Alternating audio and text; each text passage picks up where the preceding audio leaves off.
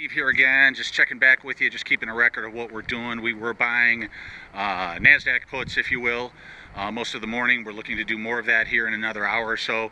NASDAQ's down about 45 points, I think 58.18. And so tonight's speech to Congress is a trigger for us that could potentially cause the beginning stage of what we've been looking for and been very upfront and honest about over the last 6-8 weeks. If you followed our video channel, we've been looking for a dramatic explosion. We are looking for a dramatic explosion today. All the indicators are there in the world. You've got a tremendous investor complacency in the market. That's a very dangerous thing. You've got the most overinvested market that I've ever seen in my lifetime. In 30 years, I've never seen a market that's been more overbought irrationally.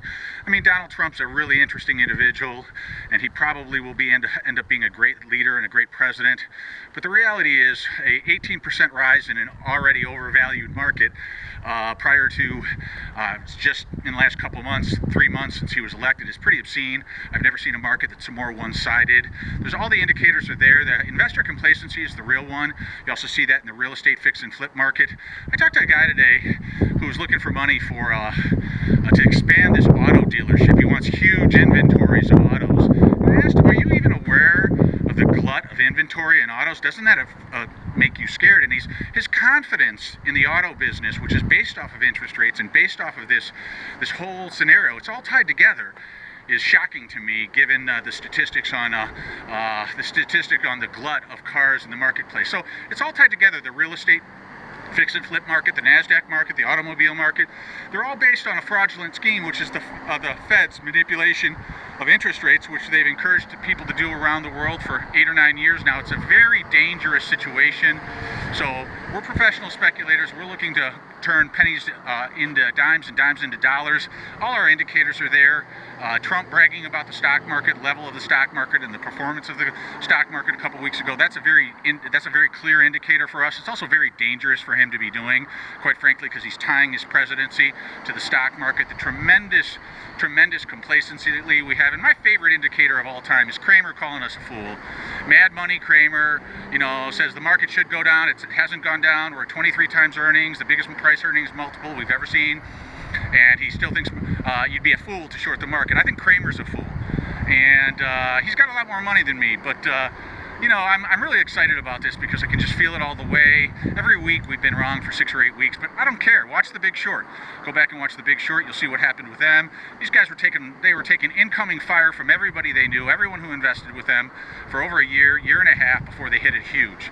And so we've been at this for a while as well, but we're really excited about what's going on today. Trump's speech tonight poses a lot of downside potential in that marketplace. So we've been very aggressive with the weekly contracts. Our goal is to turn pennies into dimes, dimes into dollars.